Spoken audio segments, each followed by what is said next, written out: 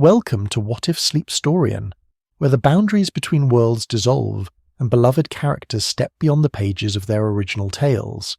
Here, in the hushed hours between day and night, a weathered adventurer might find himself adrift on stranger tides, where whispered chants mingle with the roar of the sea and the stars above seem to watch with unblinking eyes. Each story begins with a simple question, what if, and unfolds into a gentle tapestry of intrigue, wonder and dreams. Tonight, we begin with something a little eerie, a tale woven from the salt and shadow of a forgotten New England coast in 1905, where the ocean's secrets are as vast as the night itself. If these stories bring you comfort or spark your imagination, I'd be grateful if you'd like the video and subscribe, but only if you truly enjoy what I do here. Let me know where in the world you're listening from. I love seeing how far these stories travel.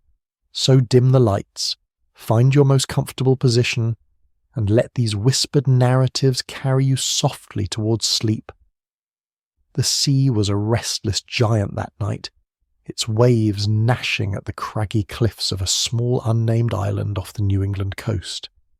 It was 1905, an era of flickering gaslights and grand dreams of empire, where men like Allan Quartermain carved their names into the wild corners of the earth. But here, on this desolate shore, the world felt ancient, untamed, as if the ocean held secrets older than the rocks themselves. The air was sharp with the tang of salt, thick with the damp, earthy scent of seaweed left to rot on the pebbles. The wind carried a bitter chill slicing through the heavy wool of Quartermain's coat, still sodden from the sea's embrace. He awoke with a shudder, sprawled across the shingle, his lips crusted with salt, his body bruised from the shipwreck's violence. The storm had come without mercy, a sudden howl of wind, a crack of splintering wood, and the Atlantic's cold grip pulling him under. Now the beach stretched before him, a jagged crescent of stone and sand littered with the wreckage of his ship. A broken crate, a coil of rope, a single boot half buried in the surf. His hands pressed against the slick pebbles, each one cold and smooth, polished by centuries of tides. The distant cry of gulls mingled with a low, unsettling hum, like voices chanting in a rhythm that seemed to pulse with the waves. Can you picture the air in that moment? The briny sting of salt on your tongue, the faint rot of kelp baking under a weak sun, the damp weight of a coat clinging to your skin. This was no romantic Edwardian tale, no world of polished parlours or bustling ports. This was a place of survival, where the wind bit like a blade, where every step was a negotiation with the earth's indifference, where the sea's roar drowned out all but the most stubborn hopes. Quartermain rose, his boots grinding against the stones, each step a small rebellion against the island's pull. The cliffs loomed above, their faces scarred by wind and wave, fringed with twisted pines that clung to the slopes like weary sentinels. The sky hung low, a tapestry of grey and violet, heavy with the promise of rain. His torch, salvaged from the wreck, flickered in his hand, its flame a frail defiance against the creeping dusk. He adjusted his battered hat, its brim dripping seawater, and muttered, "Well, Allan, you've seen worse. Let's find out what this place hides." He followed a narrow path inland, the ground uneven beneath his feet, roots and rocks conspiring to trip him. The air grew colder, sharper, stinging his lungs with each breath, his breath fogging in the twilight like a ghost taking flight. The island was small, barely a mile across, its terrain a tangle of stone and scrub, its beauty harsh and unyielding. The pines whispered above, their needles brushing together in a soft, ceaseless murmur. Somewhere a wave crashed, its echo rolling through the cliffs like a drum. Quartermain's hand rested on the revolver at his hip, its cold metal a familiar anchor, though it felt small against the weight of this place.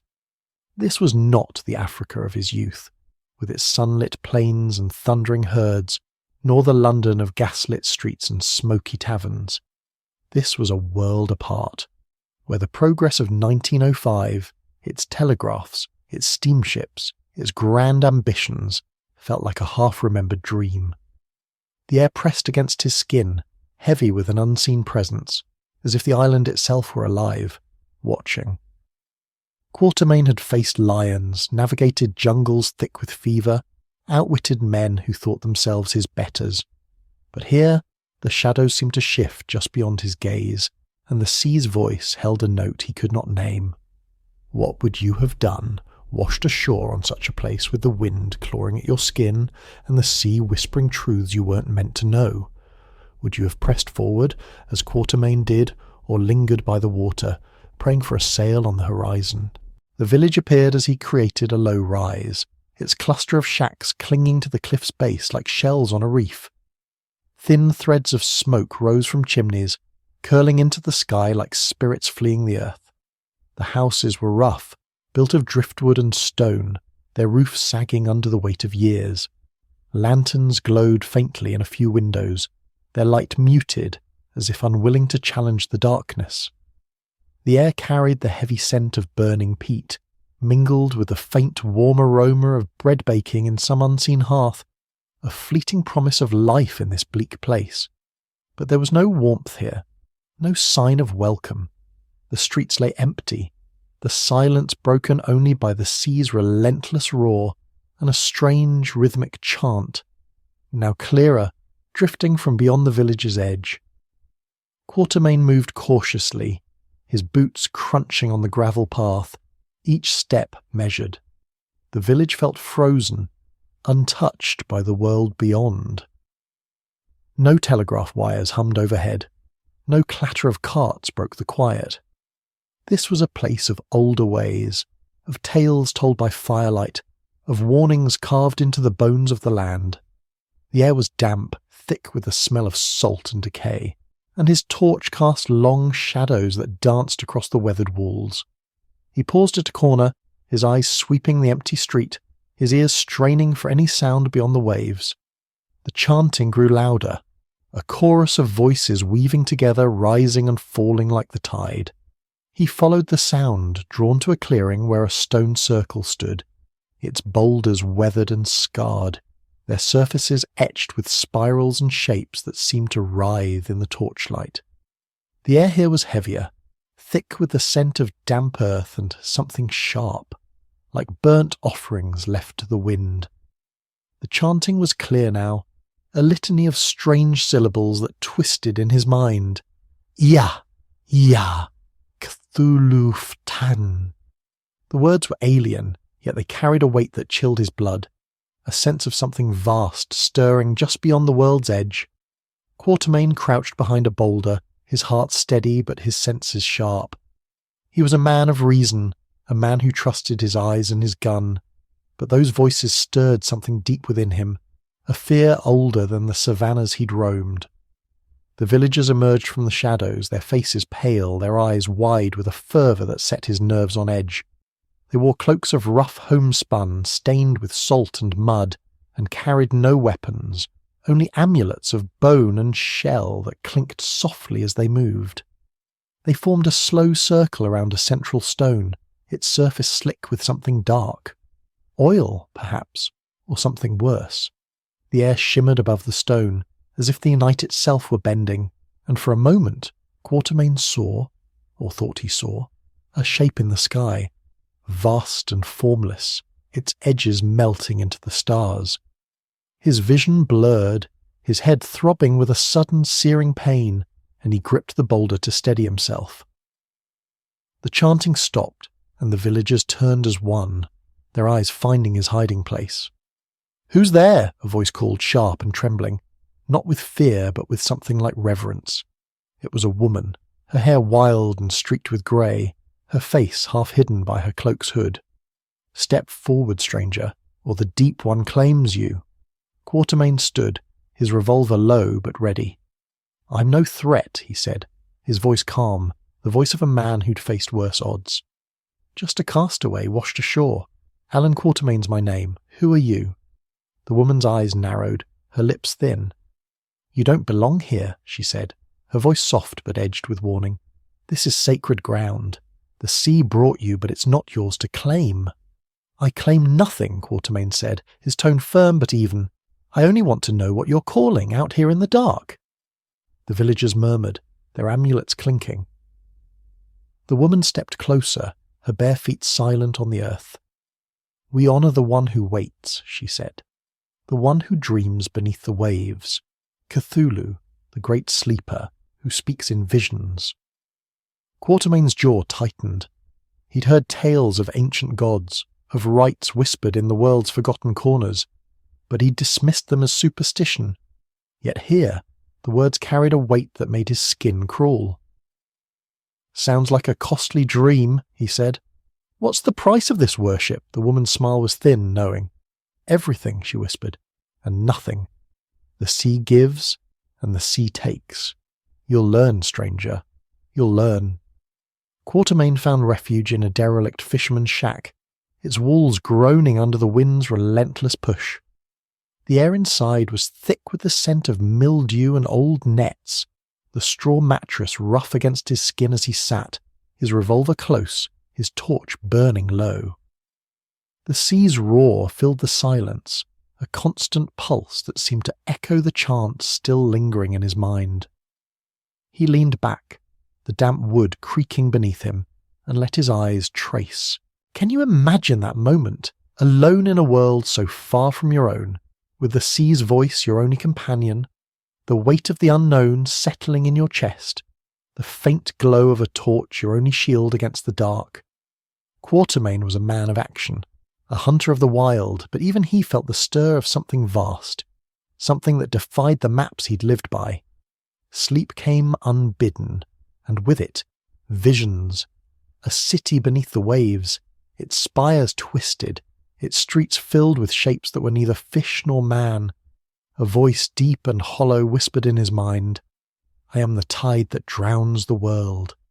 He woke, heart racing, the torch extinguished, the shack silent but heavy, as if the night itself had lingered too long at the threshold. The morning crept over the island like a hesitant tide, its light pale and fragile, barely cutting through the mist that draped the cliffs.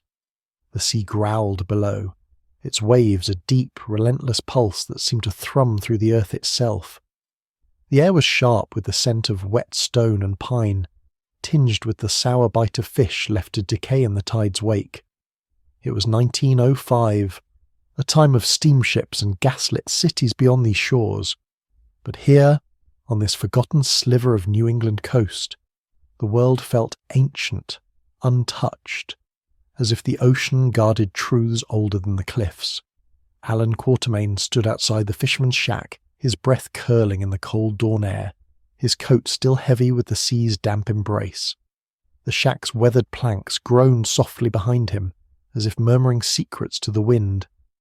His revolver rested at his hip, its grip worn smooth by years of use, and his torch, now a mere stub, lay tucked in his satchel.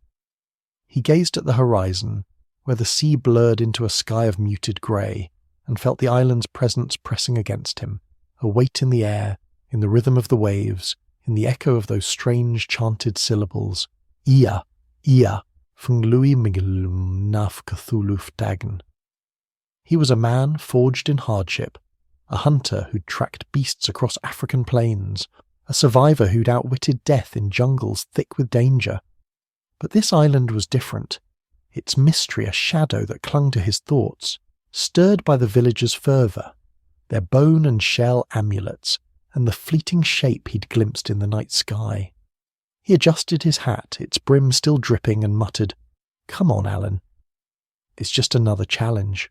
Find the heart of it, and you'll find your way out. Picture yourself there, standing on that windswept shore, the sea's breath cold against your face, the air thick with whispers of something vast and unseen. Would you have walked toward the village, as Quartermain did, or lingered by the water, searching for a sign of rescue?" He set out along the gravel path, his boots grinding against the stones, the sound sharp against the sea's ceaseless roar. The village loomed ahead, its shacks huddled against the cliffs like driftwood caught in a storm's wake. Smoke rose from chimneys thin and ghostly, curling into the mist.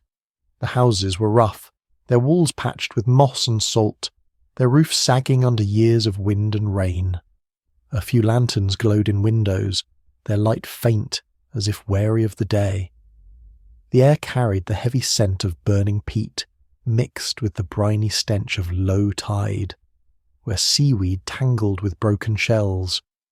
Quartermain's hunger gnawed at him, but the village offered no warmth, no open doors.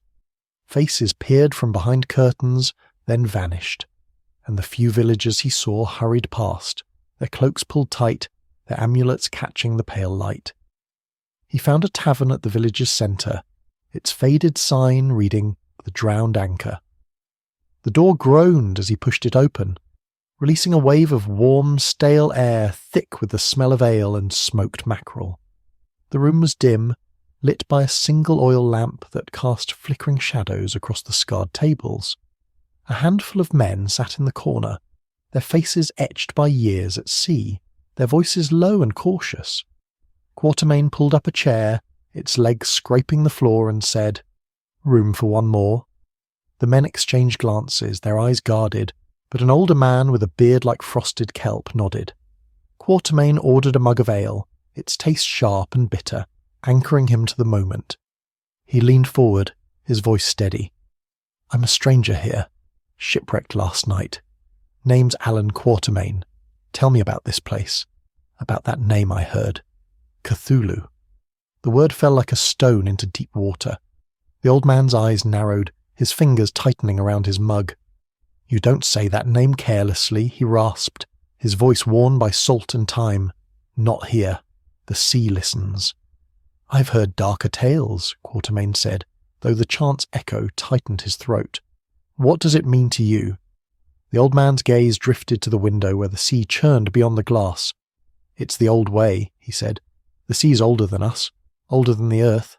It holds truths we've lost. Cthulhu's voice, its shadow. The folk here fish, they pray, they offer what the sea demands." "And what's that?" Quartermain asked, his eyes locked on the man's. The old man's voice dropped to a whisper. "Whatever it claims." Quartermain leaned back, the chair creaking beneath him. The other men stayed silent, their eyes on their mugs, their stillness louder than words. He sipped his ale, its bitterness grounding him, and let the moment linger, reading the weight of their unsaid fears. He was a man of action, but he knew the value of silence, of listening to the truths hidden in pauses.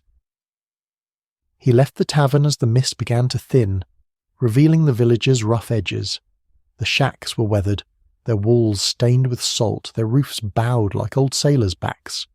Children traced patterns in the dirt with sticks, their movements slow, almost ritualistic, their laughter faint. Women carried baskets of fish, their hands chapped and red, their eyes avoiding his. The air hummed with the clatter of nets, the creak of ropes, the distant bark of a dog, but beneath it all the sea's rhythm pulsed, weaving through every sound, every glance. Quartermain explored the village, his eyes sharp, his mind charting its paths and corners.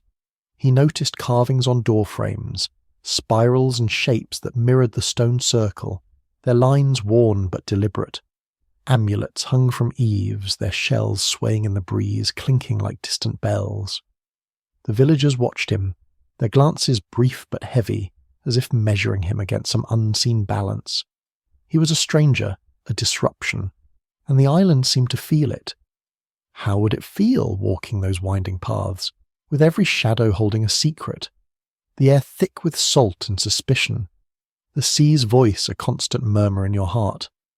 Would you have pushed deeper, as Quartermain did, or turned back, seeking the safety of the shore? He followed a trail beyond the village, where the cliffs rose sharp and jagged, their faces glistening with spray. The sea below was a roiling mass of foam and shadow, its waves crashing with a force that shook the earth. He found a cave, its entrance half hidden by vines and seaweed, its mouth a dark wound in the cliff. The air inside was cold, heavy with the scent of salt and something ancient, like stone worn by forgotten hands. His torch's light faltered, revealing walls carved with symbols, spirals, eyes, shapes that seemed to shift in the flickering glow. His fingers brushed one, the stone slick and cold, and a sharp pain lanced through his head, his vision blurring for a moment. He stepped back, his breath sharp, his hand on his revolver. "Easy, Allan," he muttered. "Just carvings. Just stone." But the cave felt alive, its air thick, as if it breathed with him. He retreated, the sea's roar louder now, almost taunting, and returned to the village, his thoughts churning. That night, the chants rose again, sharper, more urgent, echoing from the stone circle. Quartermain watched from the pines, their needles pricking his skin, their scent sharp against the sea's briny weight. The villagers gathered, their cloaks dark against the torchlight, their voices weaving that alien litany. The air shimmered, and Quartermain's pulse quickened as he glimpsed that shape again, a vast, formless thing that seemed to drink the stars. His head throbbed, his vision wavering, but he held his ground, his grip steady on his revolver. "You cannot defy the sea," a voice said, soft and near. It was the woman from the night before, her grey-streaked hair glinting in the torchlight. She stood alone, her amulet swaying, her eyes unreadable. "The deep one calls, and we answer." "I've faced worse," Quartermain said, his voice low, his gaze steady. "And I'm still standing." Her smile was thin, almost pitiful. "The sea is eternal," she said. "It waits. You'll understand." She rejoined the circle, her voice blending with the others, the chant swelling like a storm. Quartermain slipped back into the pines, their shadows folding around him, the sea's pulse steady in his ears. He returned to the shack, his mind a knot of questions, his body weary but alert. The mattress scratched against his back as he sat, the air thick with the scent of damp wood and salt. The sea's roar filled the quiet, a constant reminder of the island's power, and the chants lingered in his thoughts, weaving through his mind like threads of a half-seen truth. Picture yourself in that shack, the walls creaking, the sea's voice a restless companion, the weight of an unseen truth pressing against you, the shadows shifting just beyond your reach.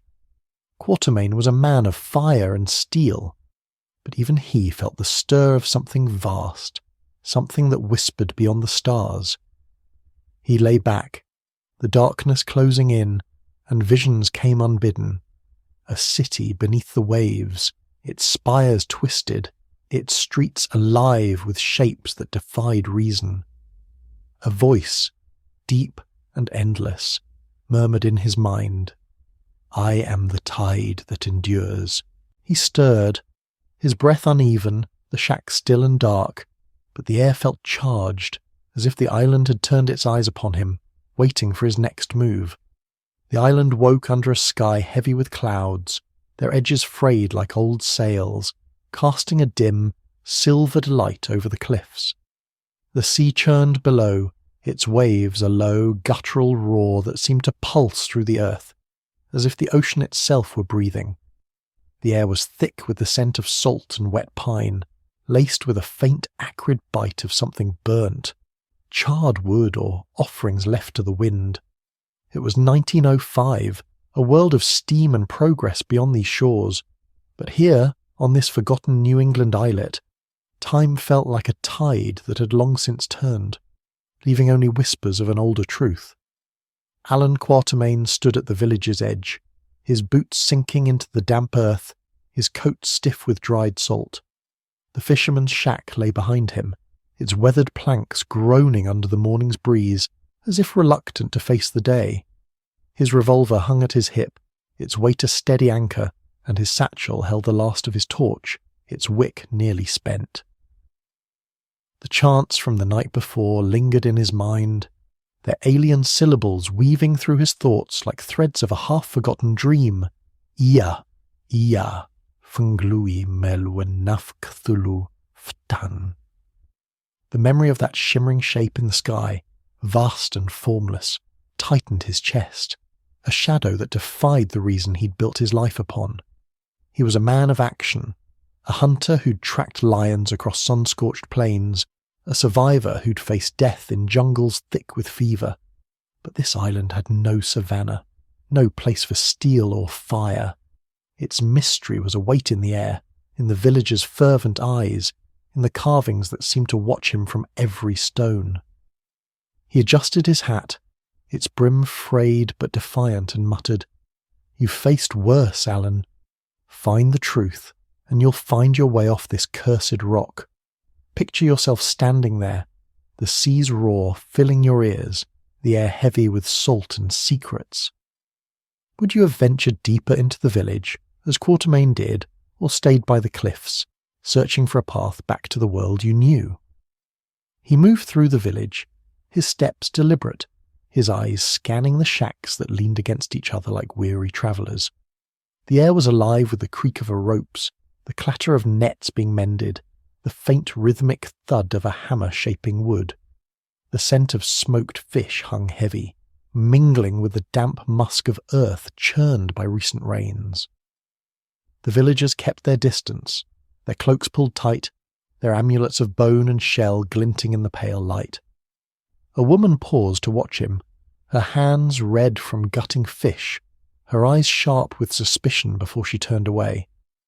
Children darted between shacks, their voices low, their games marked by strange patterns traced in the dirt, spirals, curves, shapes that echoed the stone circle's carvings.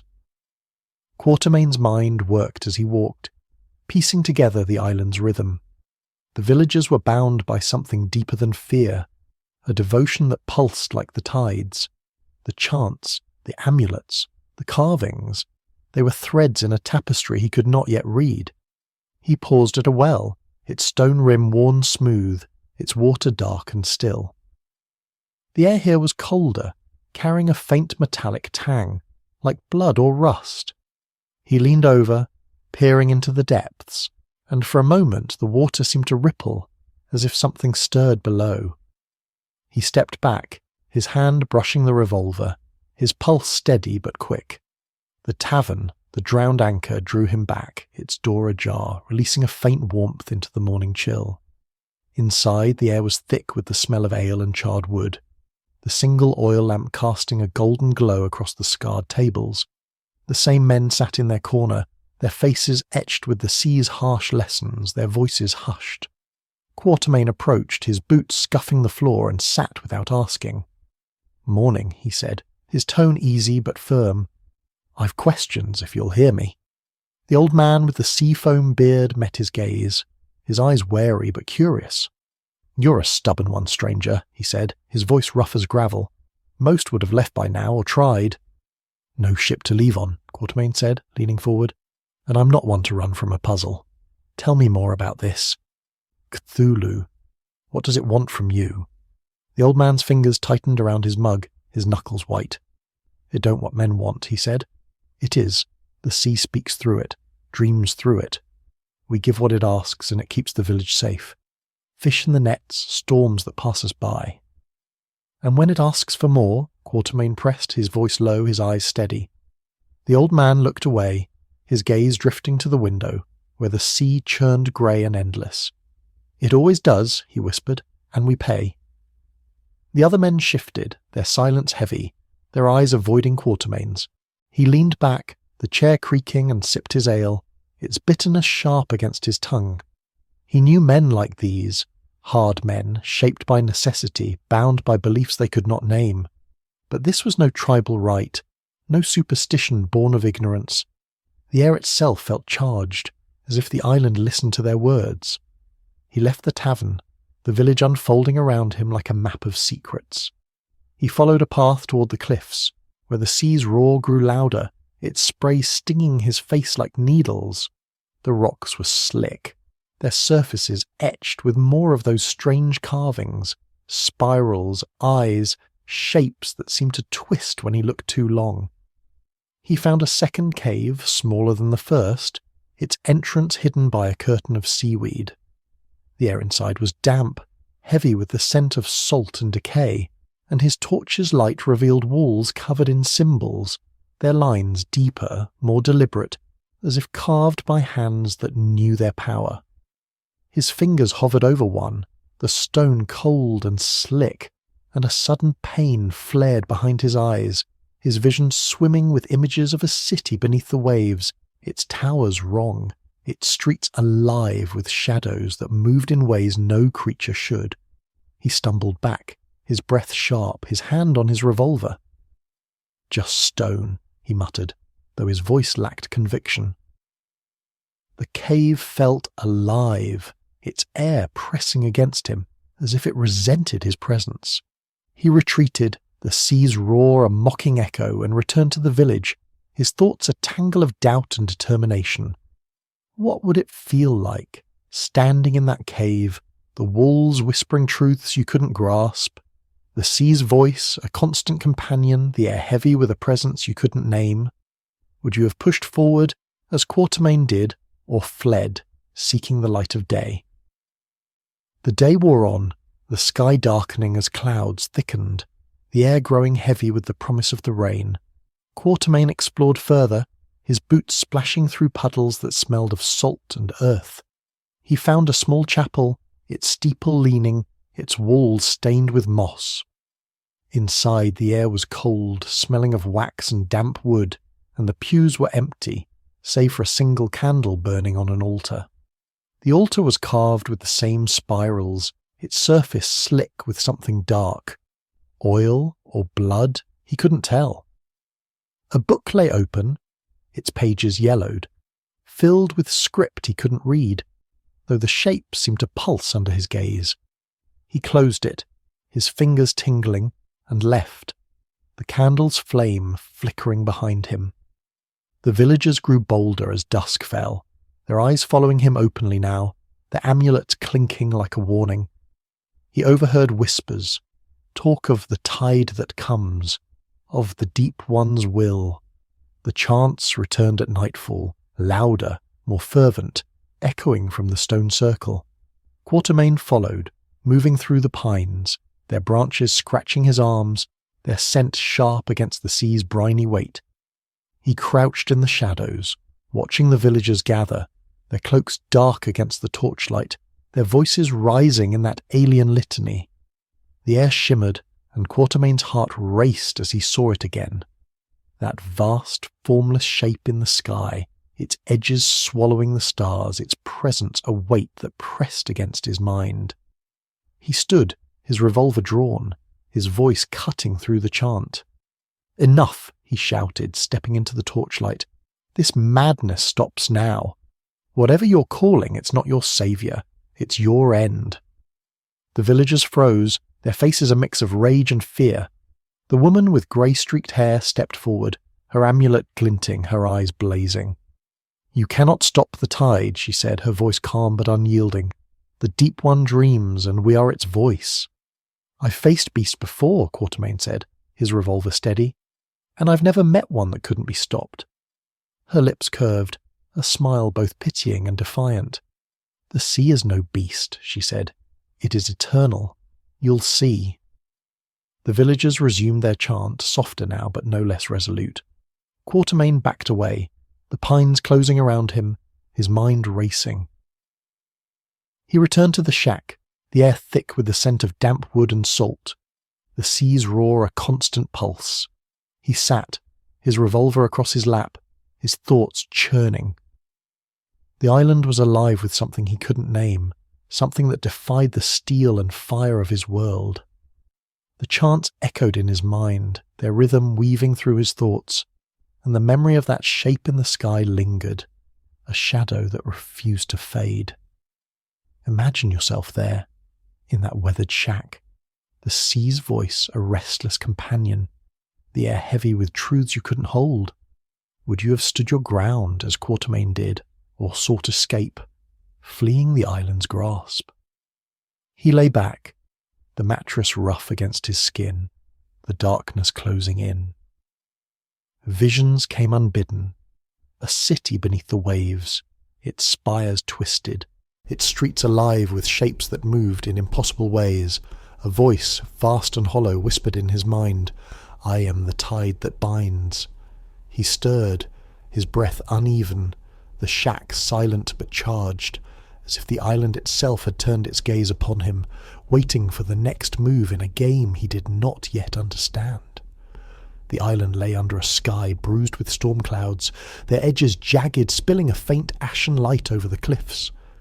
The sea roared below, its waves relentless drumbeat, crashing against the rocks with a force that seemed to shake the earth's bones.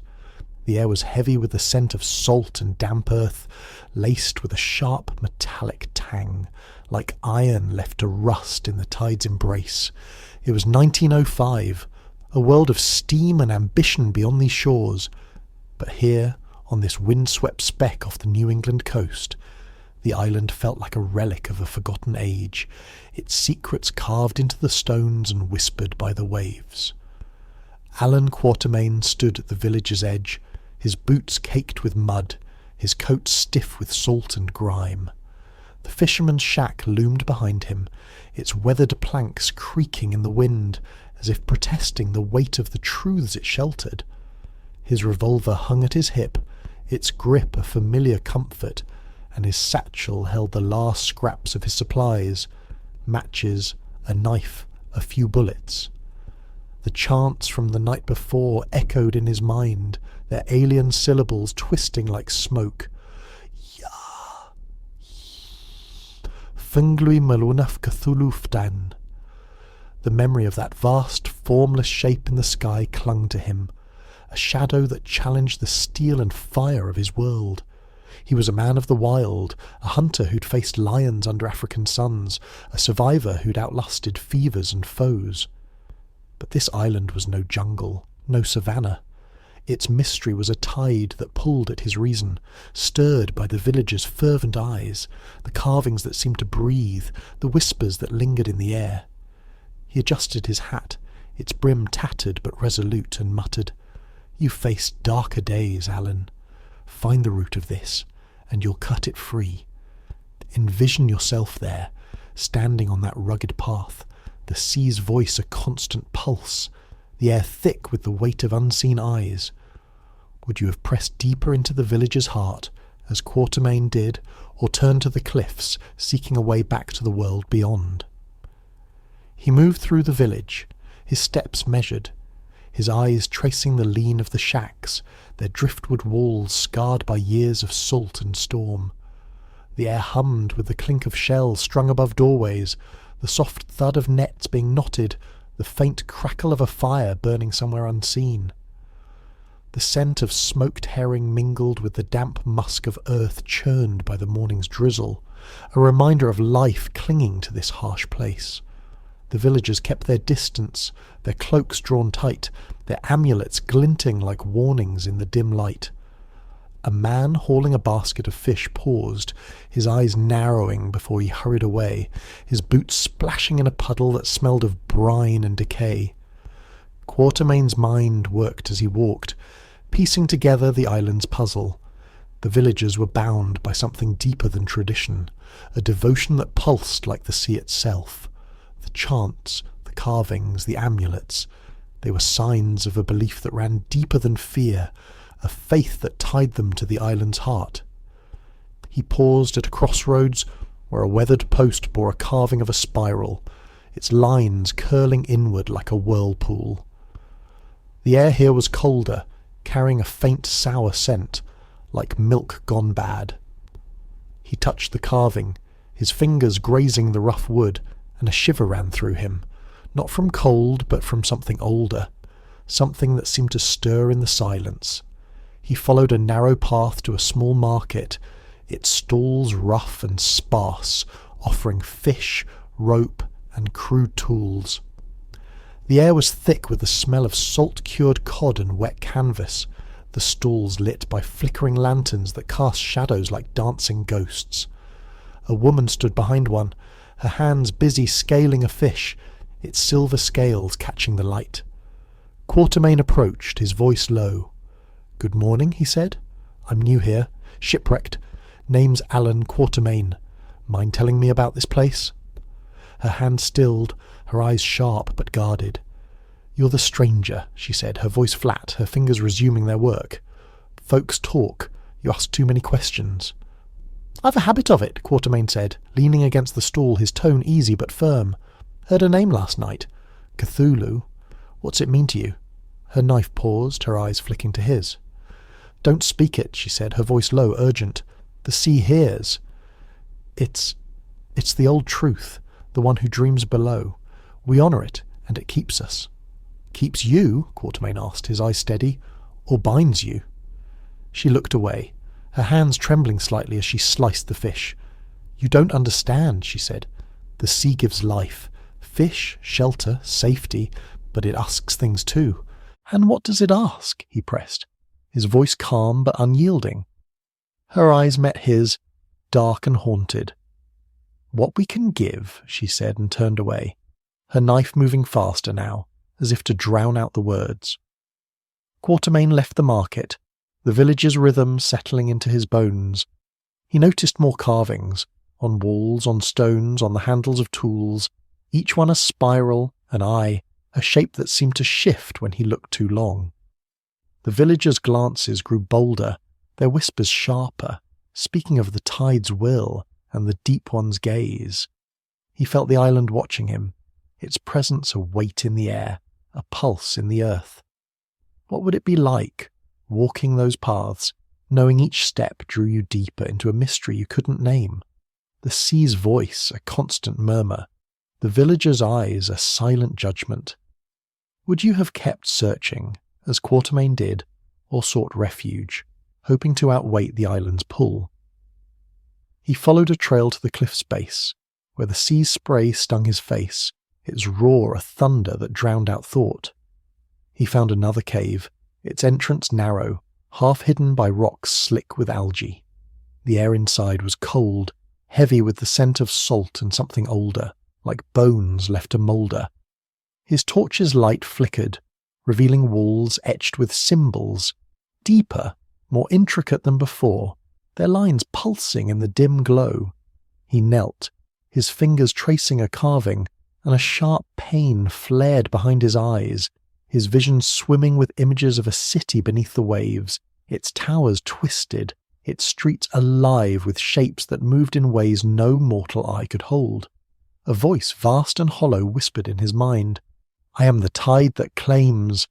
He staggered back, his breath ragged, his hand on his revolver. "Just stone," he growled, though the words felt hollow. The cave's air pressed against him, as if it resented his intrusion. He retreated, the sea's roar a mocking echo, and returned to the village, his thoughts a storm of doubt and resolve.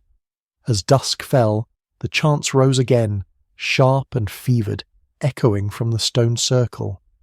Quartermain followed, moving through the pines, their branches snagging his coat, their scent sharp against the sea's briny weight. He crouched in the shadows, watching the villagers gather, their cloaks dark against the torchlight, their voices weaving that alien litany. The air shimmered, and his heart pounded as he saw it again. That vast, formless shape in the sky, its edges swallowing the stars, its presence a weight that pressed against his soul. He stood, his revolver drawn, his voice cutting through the chant. "Stop this!" he shouted, stepping into the torchlight. "This thing you're calling! It's not your protector, it's your chain!" The villagers turned, their faces a mix of fury and fear. The woman with grey-streaked hair stepped forward, her amulet glinting, her eyes burning. "You cannot break the tide," she said, her voice steady, almost serene. "The deep one dreams, and we are its echo." "I've broken stronger things," Quartermain said, his revolver unwavering, "and I'll break this." Her smile was thin, almost sorrowful. "The sea is endless," she said. "It waits. You'll learn." The villagers resumed their chant, softer but unyielding, their voices a tide that seemed to pull at the air itself. Quartermain backed away, the pines closing around him, his mind racing. He returned to the shack, the air thick with the scent of damp wood and salt, the sea's roar a constant pulse. He sat, his revolver across his lap, his thoughts a tangle of defiance and doubt. The island was alive with something he couldn't name, something that defied the steel and fire of his world. The chants lingered in his mind, their rhythm weaving through his thoughts, and the memory of that shape in the sky clung to him, a shadow that refused to fade. Imagine yourself in that shack, the walls creaking, the sea's voice a restless tide, the air heavy with truths you couldn't grasp. Would you have held your ground as Quartermain did, or sought a way out, fleeing the island's gaze? He leaned back, the mattress rough against his skin, the darkness folding around him. Visions came unbidden, a city beneath the waves, its spires wrong, its streets alive with shapes that defied reason. A voice, deep and endless, murmured in his mind, "I am the tide that endures." He stirred, his breath uneven, the shack silent but heavy, as if the island itself waited, its eyes fixed on him, watching for the next step in a dance he could not yet name. The island lay shrouded in a dusk that seemed to rise from the sea itself, the sky a tapestry of deep indigo and storm grey, its edges frayed like an old sail. The waves crashed below, their rhythm a low primal pulse that reverberated through the cliffs, as if the ocean were a heart beating beneath the earth. The air was thick with the briny scent of seaweed and the faint, acrid sting of smoke drifting from unseen fires. It was 1905, a time of steam engines and telegraph wires in the world beyond. But here, on this forgotten New England shore, the island felt like a fragment of an older earth, its secrets etched in stone and carried on the wind. Quartermain stood at the cliff's edge, his boots sinking into the soft earth, his coat heavy with the damp of the sea's breath. The village sprawled below, its shacks huddled against the rocks, their lanterns casting faint pools of light that flicker like stars fallen to earth. His revolver rested at his hip, its metal cool against his fingers, and his satchel held only a handful of matches and a knife, their weight a reminder of his dwindling resources. The chants from the previous night lingered in his thoughts, the alien syllables coiling like mist. Iya, Iya, Funglui, Munglwunaf, Cthulhu, Ftagn. The vision of that vast, formless shape in the sky haunted him, a presence that defied the maps and compasses of his life. He was no stranger to peril, this hunter of wild places, this survivor of deserts and jungles.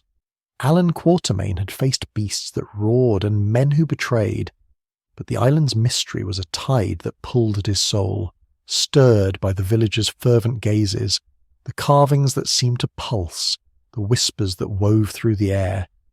He adjusted his hat, its brim worn thin but defiant, and muttered, "One last push, Allan.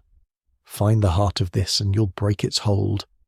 Picture yourself on that cliff, the sea's roar a constant companion, the air heavy with the weight of truths you couldn't name. Would you have descended into the village as Quartermain did, or lingered by the edge, searching for a sign of salvation?" He moved down the path, his steps careful, his eyes scanning the shadows that clung to the shacks. The air was alive with the creak of rope stretched taut, the soft clatter of shells hanging from eaves, the faint crackle of a fire burning low. The scent of salt-cured fish mingled with the damp earthiness of mud churned by the day's drizzle, a reminder of life persisting in this harsh place. The villagers moved with purpose now, their cloaks dark against the twilight, their amulets glinting like eyes in the dim light. A child paused, clutching a stick carved with spirals, his gaze meeting Quartermain's before darting away, as if caught in a forbidden act. Quartermain's instincts sharpened, his mind mapping the villagers' rhythm. The villagers were no longer avoiding him. Their glances were bold, their whispers sharp, speaking of the tide's call and the deep one's awakening. The carvings were everywhere now, on walls, on tools, on stones half buried in the dirt, each one a spiral, an eye, a shape that seemed to write when he looked too long. He paused at a stone trough, its water dark and still, reflecting the clouded sky. The air here carried a faint sour scent, like vinegar left to spoil. He leaned closer, and the water rippled, as if something moved beneath, sending a shiver through him that had nothing to do with the cold. He followed a trail to a cluster of shacks where a group of villagers stood, their voices low, their hands busy with nets and knives. A man looked up, his face weathered like driftwood, his eyes narrowing. Quartermain approached, his voice steady. "Evening," he said. "I'm the stranger from the wreck, Allan Quartermain. I need answers about this Cthulhu you speak of." The man's hands stilled, his knife poised over a fish. "You've no right to that name," he said, his voice rough as the sea. "It's sacred. The sea hears, and it remembers." "I've heard darker names," Quartermain said, his tone calm but firm. "What does it want from you?" The man's eyes flicked to the others, then back to Quartermain. "It's the old truth," he said. "The sea gives us life, fish, shelter, safety from storms, but it asks for devotion. We give, and it spares us. And when it asks for more," Quartermain pressed, his gaze unyielding. The man's jaw tightened. "We give what it takes," he said, and turned back to his work, the knife slicing with a sharp, wet sound. Quartermain moved on, the villager's weight settling into his bones. He found a small shed, its door ajar, the air inside thick with the smell of tar and hemp. Inside, a woman sat, mending a net, her fingers deft despite the calluses. He leaned against the doorframe, his voice low.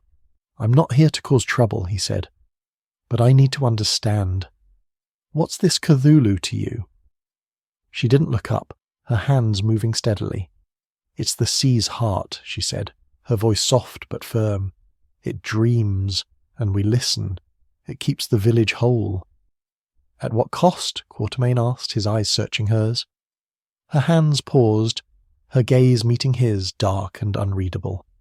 "Everything," she said, and resumed her work, the net creaking under her fingers. "What would it feel like, standing in that shed, the air heavy with tar and truth, the sea's pulse echoing in your ears? Would you have pressed for more, as Quartermain did, or stepped back, wary of the answer?"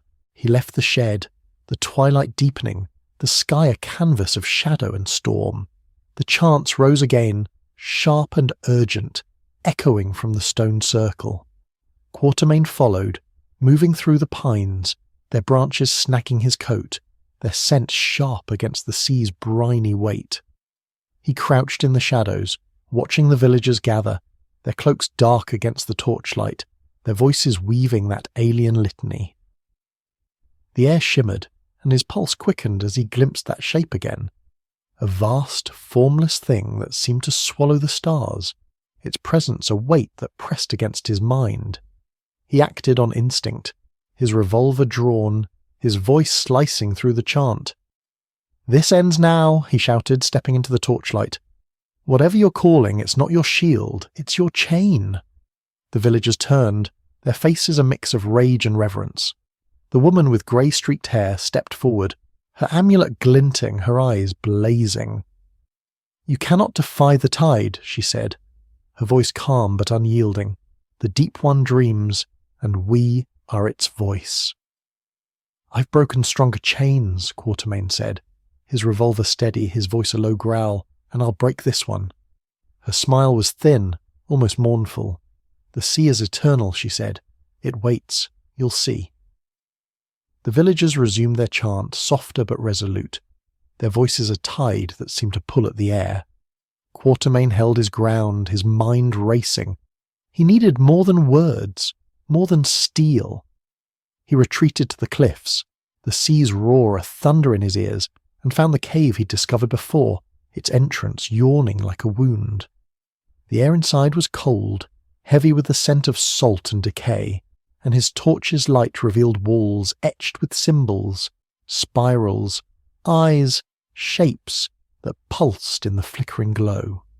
He knelt, his fingers tracing a carving, and a sharp pain lanced through his head, his vision swimming with images of a city beneath the waves, its towers wrong, its streets alive with shapes that defied reason.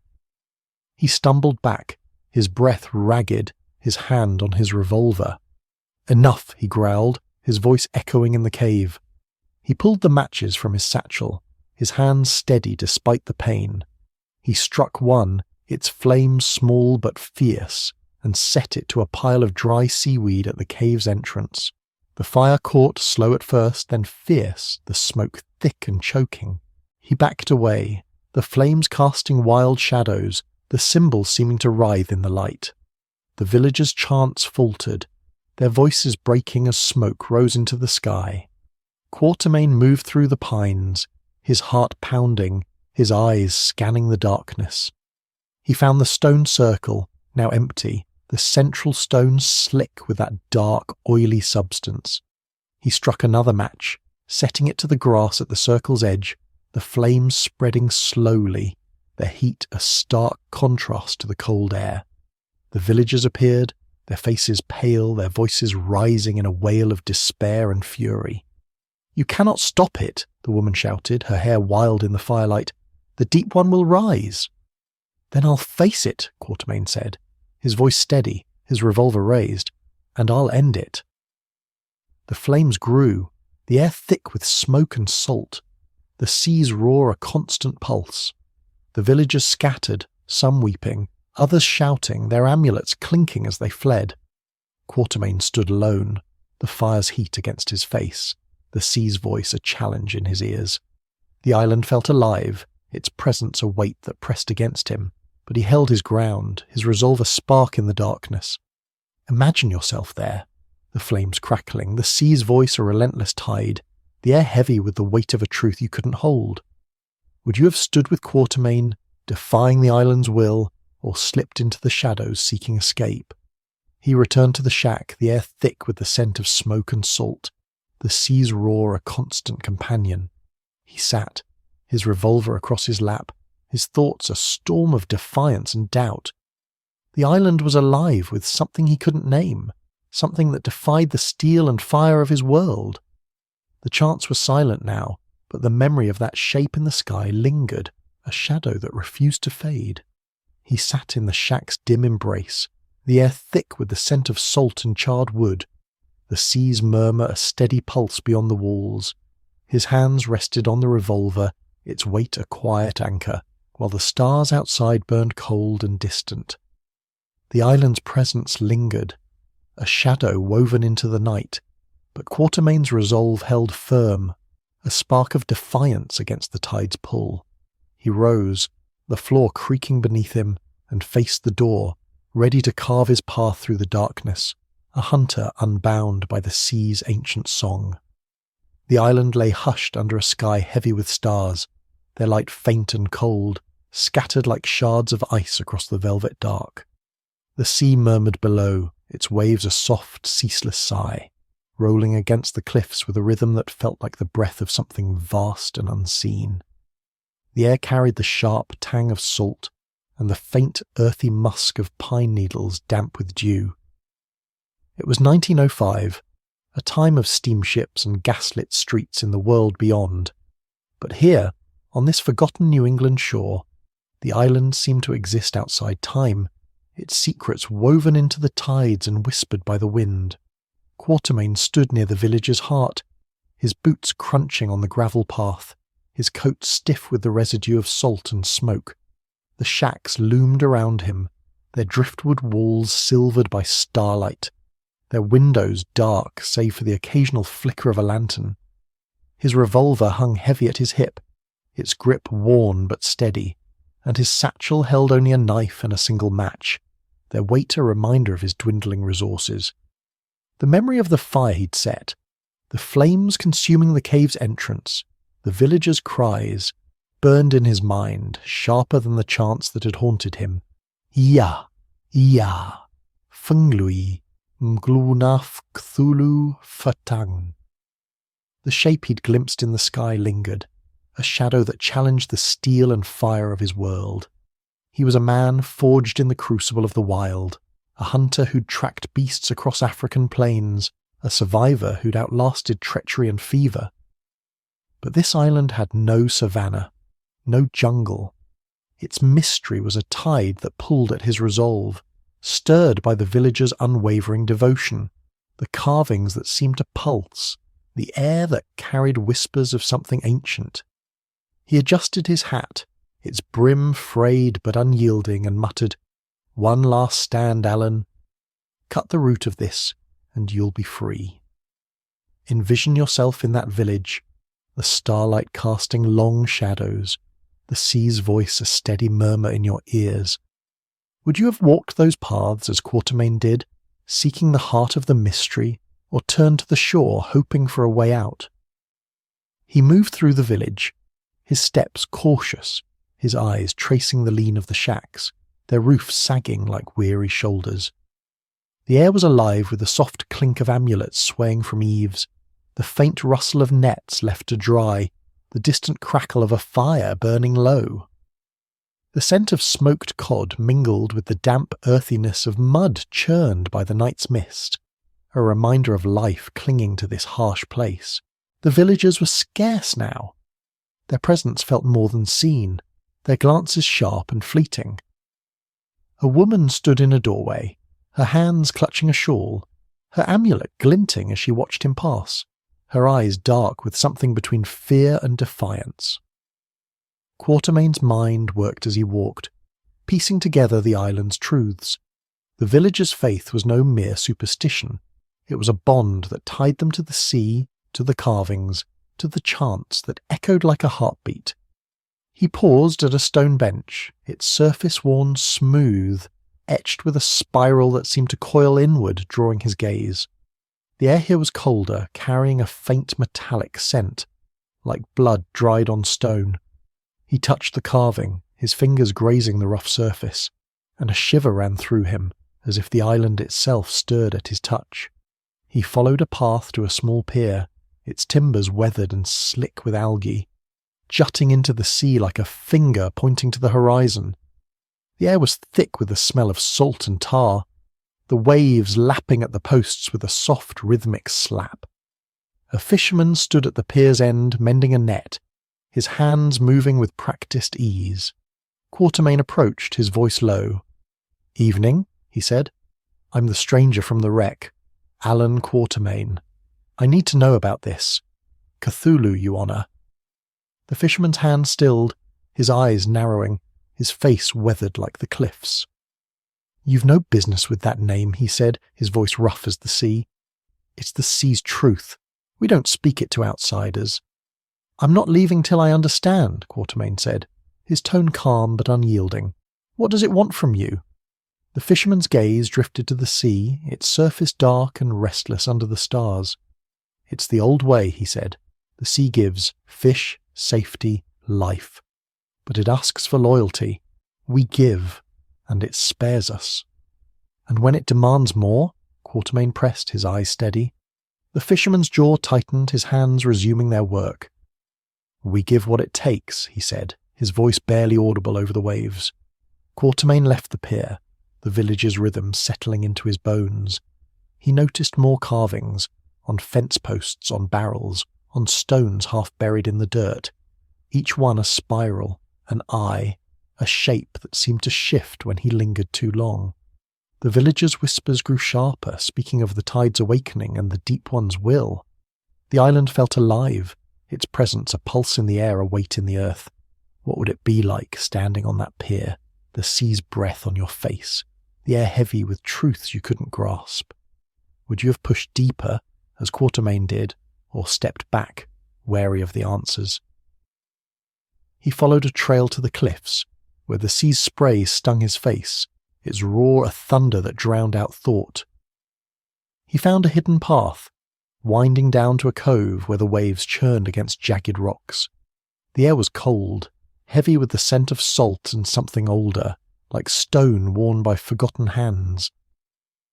A small shrine stood at the cove's edge, its stones etched with symbols, spirals, eyes, shapes that pulsed in the starlight. A bowl sat at its centre, filled with a dark, oily liquid that shimmered like the sea. Quartermain knelt, his fingers hovering over the bowl, and a sharp pain flared behind his eyes, his vision swimming with images of a city beneath the waves, its towers twisted, its streets alive with shapes that defied reason. He staggered back, his breath sharp, his hand on his revolver. "Just stone," he muttered, though the words felt empty. The shrine's air pressed against him, as if it resented his presence.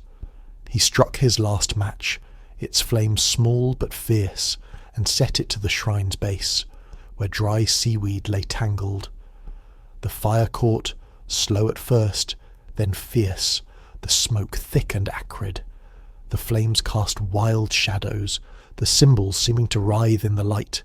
The chants faltered, their rhythm breaking as smoke rose into the night. Quartermain moved through the cove, his heart pounding, his eyes scanning the darkness. He found the stone circle, now half abandoned, the central stone slick with that dark, oily substance. He poured the last of his lamp oil around it, striking a spark with his knife against a flint. The flames spread, their heat a stark contrast to the cold air, the smoke curling like spirits into the sky. The villagers appeared, their faces pale, their voices rising in a wail of despair and rage. "You cannot break the sea!" the woman with grey-streaked hair shouted, her hair wild in the firelight, her amulet glinting. "The Deep One will claim you." "I've faced worse," Quartermain said, his revolver raised, his voice steady, "and I'll face this."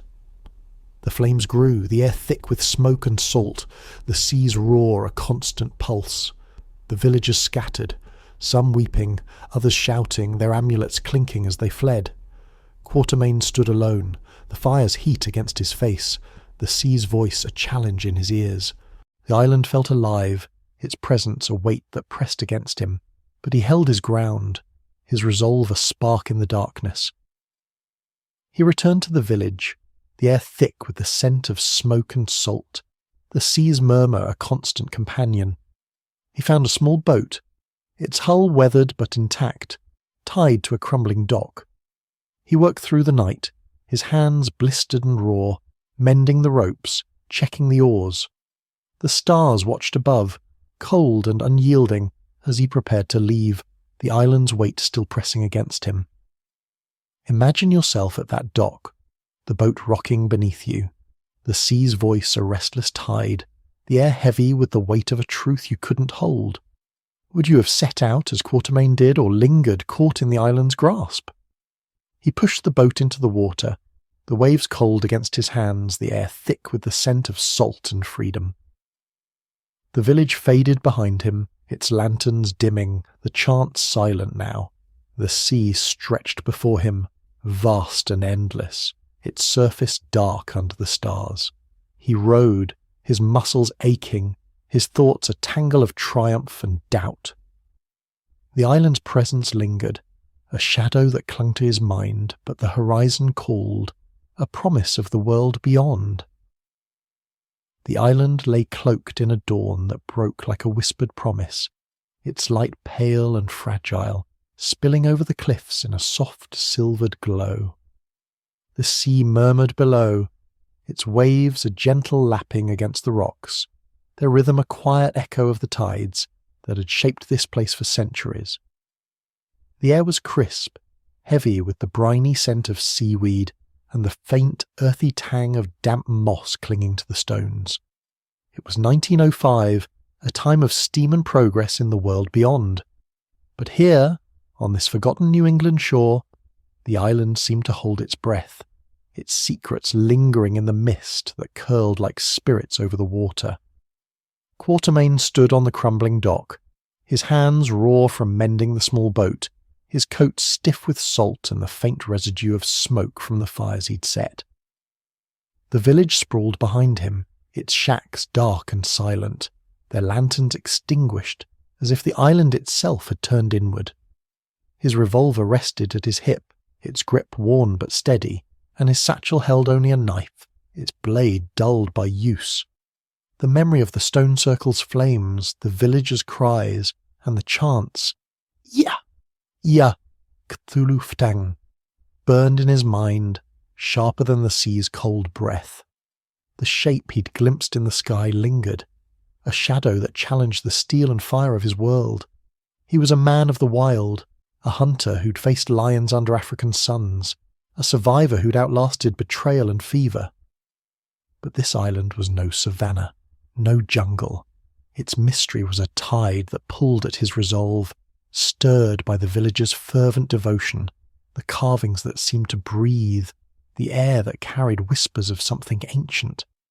He adjusted his hat, its brim tattered but resolute, and muttered, "You've cut the chains, Allan.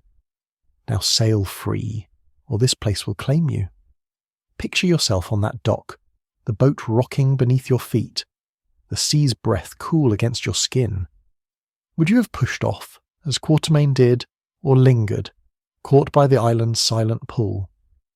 He eased the boat into the water, its hull creaking as it met the waves, the air thick with the scent of salt and wet wood.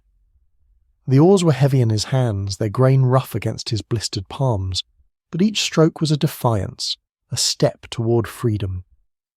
The village faded behind him, its shacks blending into the cliffs, their outlines softened by the morning mist.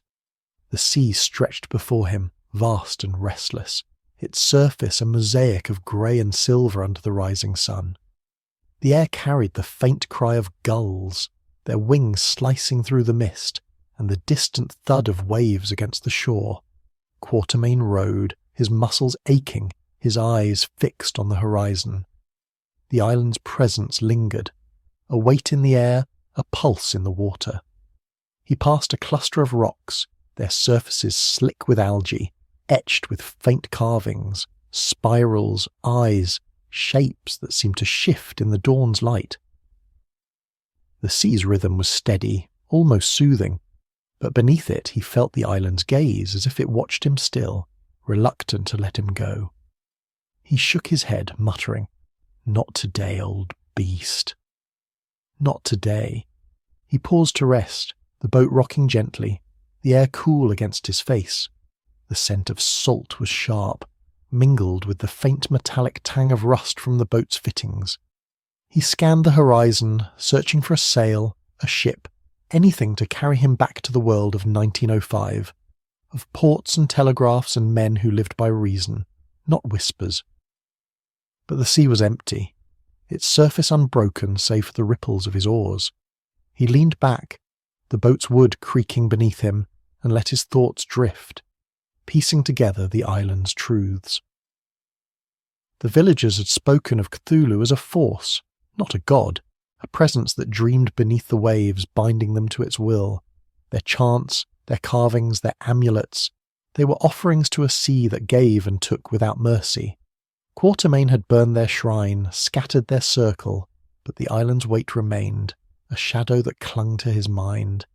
He wondered if he'd truly broken its hold, or if the sea had let him go, biding its time. What would it feel like, adrift on that sea, the island's shadow at your back, the horizon a promise you couldn't trust? Would you have rowed on, as Quartermain did, or turned back, drawn by the island's silent call? He reached a small cove, its waters calmer, sheltered by cliffs that rose like sentinels. The air was thick with the scent of seaweed and the faint earthy musk of wet stone. He tied the boat to a jagged rock, its surface cold and slick, and stepped ashore, his boots sinking into the shingle. The cove was quiet, save for the soft lapping of waves and the distant cry of a gull. He found a path, narrow and winding, leading up to the cliffs. The air grew colder, carrying a faint, acrid tang, like smoke from a fire long extinguished. At the cliff's top he found a stone, its surface etched with a spiral that seemed to pulse in the dawn's light. He knelt, his fingers hovering over the carving, and felt a shiver, not from cold, but from something deeper, as if the stone held a memory of the island's heart. He stood, his hand on his revolver, and scanned the horizon. The sea stretched endless, its surface shimmering under the rising sun, but the island's presence lingered, a weight in the air, a pulse in the earth. He returned to the boat, his step steady, his mind racing. The villagers' chants were silent now, their circle broken, but the sea's rhythm was unchanged, its murmur a constant companion. He rowed on, the oars heavy in his hands, the air thick with salt and the faint metallic tang of his own sweat.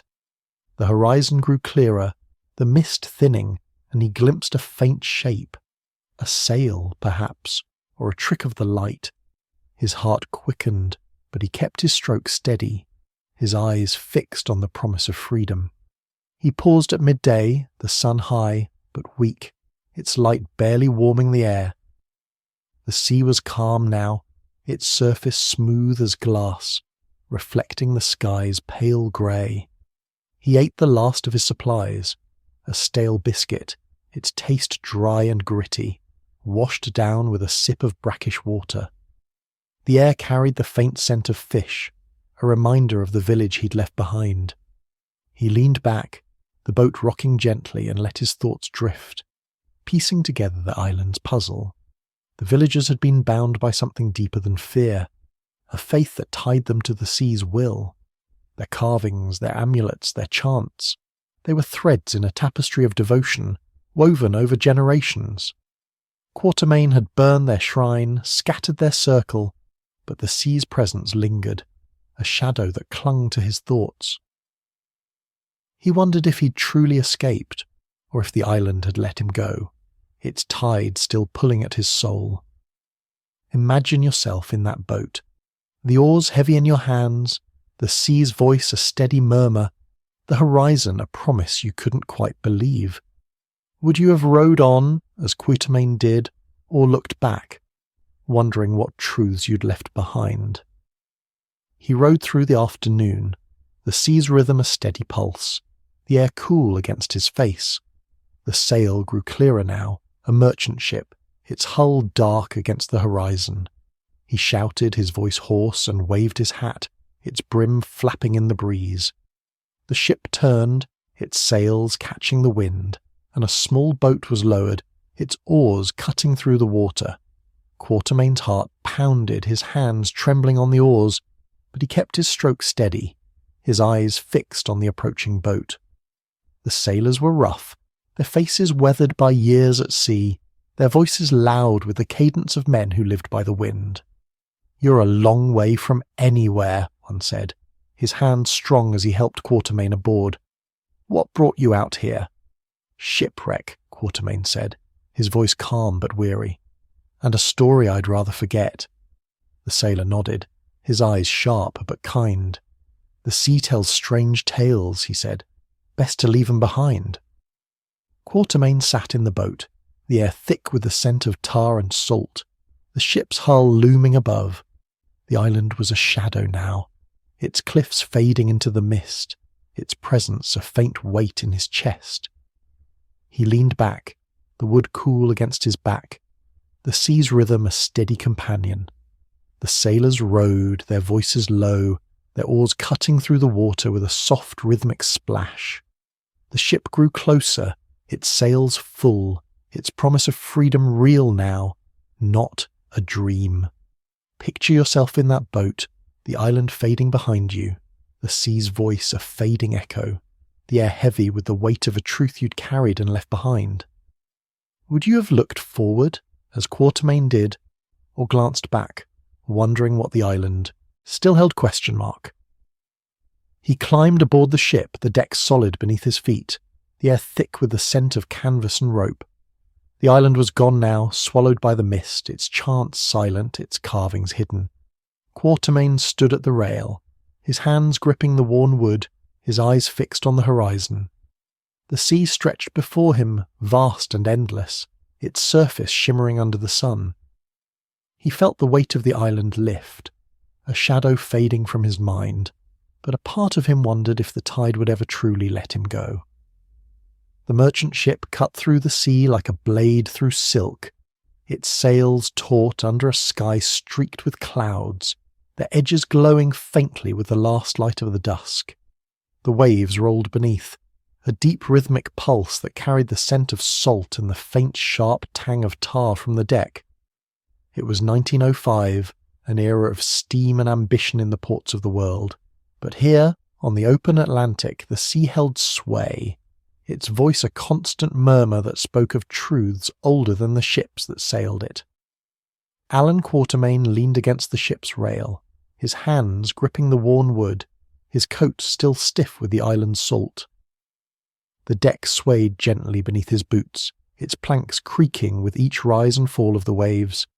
His revolver rested at his hip, its weight a familiar anchor, and his satchel, nearly empty, held only a knife and a scrap of cloth. The island was gone now, swallowed by the horizon, but its shadow lingered in his mind. The chants, Ia, Ia, Thulu, Dan, the carvings that seemed to pulse, the vast, formless shape that had haunted the sky. He was a man of action, a hunter who'd faced lions and men, but the island's mystery was a tide that still pulled at his thoughts. He turned from the rail, the air cool against his face, and scanned the deck. The sailors moved with purpose, their voices rough with the cadence of men who live by the sea, their hands busy with ropes and sails. The scent of canvas and pitch filled the air, mingled with the faint, musky warmth of sweat and tobacco. Quartermain adjusted his hat, its brim frayed but resolute, and muttered, "You're free, Allan. Let the sea keep its secrets. Picture yourself on that deck, the ship rolling beneath you, the sea's voice a steady companion. Would you have turned your back on the island as Quartermain did, or lingered at the rail, wondering what truths you'd left behind?" The ship's captain, a burly man with a beard like storm clouds, approached, his boots thudding on the deck. "You're a quiet one," he said, his voice gruff but not unkind. "Most castaways talk a man's ear off. What's your story?" "Shipwreck," Quartermain said, his tone calm but guarded. "Washed up on that island back there. Not a place I'd recommend." The captain's eyes narrowed, his gaze drifting to the horizon. "That speck? Folks say it's cursed. Strange tales come from there. Chants, lights in the sky. You see anything odd?" Quartermain's jaw tightened, the memory of the stone circle's flames sharp in his mind. "Odd enough," he said, "but I'm here now. That's what matters." The captain nodded, his eyes sharp but accepting. "Sea's full of stories," he said. "Best to leave 'em to the waves." Quartermain moved to the bow, the air thick with the scent of salt and the faint metallic tang of rust from the ship's fittings. The sea stretched endless, its surface shimmering under the fading light, broken only by the white caps that danced like ghosts. He felt the island's weight still, a shadow in his thoughts, but the ship's rhythm, the creak of wood, the snap of sails, grounded him. He was a man of the wild, not the sea, yet the ocean's vastness stirred something in him, a sense of freedom and dread intertwined. The sailors worked around him, their voices a low hum, their hands deft with knots and canvas. He watched them, noting their ease, their unspoken bond with the sea. They spoke of ports, Boston, Halifax, Liverpool, of markets and taverns, of storms weathered and ships lost. But none mentioned the island as if it were a name unspoken, a truth left to the waves. Quartermain listened, his mind piecing together the world beyond the island, a world of 1905, of telegraphs and steam, of men who lived by reason, not whispers. What would it feel like, standing at that bow, the sea's breath on your face, the island's shadow fading behind you? Would you have embraced the ship's promise of freedom, as Quartermain did, or wondered what truths the sea still held?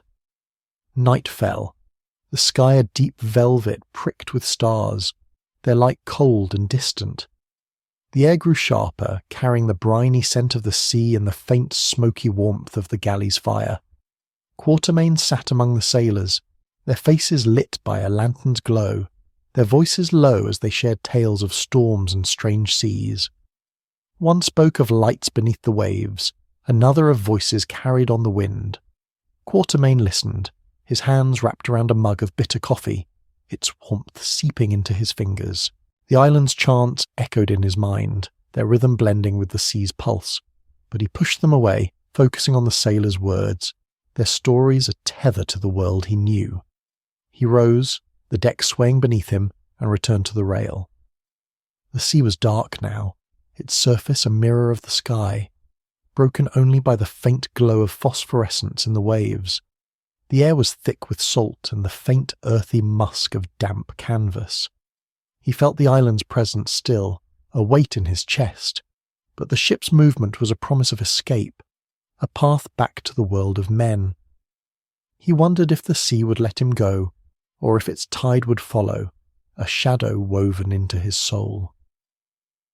The next day dawned grey, the sky heavy with clouds, their edges frayed like old cloth. The sea was restless, its waves rolling higher, their crests flecked with foam. Quartermain stood at the stern, the air cool against his face, the scent of salt and wet wood sharp in his lungs. The sailors moved with urgency now, their voices sharper, their hands busy with sails and ropes. A storm was coming, they said, a squall born of the Atlantic's wrath. Quartermain watched, his hands steady, his mind alert. He'd faced storms before in jungles and deserts, but the sea was a different beast, its power vast and untamed. The captain approached, his face grim. "You've got a hunter's look," he said. "Ever faced a storm at sea?" "Faced worse," Quartermain said, his voice steady. "What do you need?" "Strong hands," the captain said, "and a steady heart. This one's going to test us." Quartermain nodded, rolling up his sleeves, the air thick with the scent of salt and the faint metallic tang of his own sweat. He joined the sailors, hauling ropes, securing sails, the deck slick beneath his boots. The sea roared, its waves crashing against the hull, sending spray high into the air. The ship groaned, its timbers creaking, but it held, its sails taut against the wind. Quartermain worked, his muscles aching, his hands raw, but his resolve was a spark in the storm's shadow. Imagine yourself on that deck, the sea's wrath rising, the air heavy with salt and storm. Would you have stood with the sailors, as Quartermain did, or clung to the rail, praying for calm? The storm hit at midday, the sky black, the waves towering like cliffs. The air was thick with spray and the sharp electric scent of ozone. Quartermain hauled ropes, his hands bleeding, his voice shouting over the wind. The sailors moved as one, their faces set, their hands deft despite the storm's fury.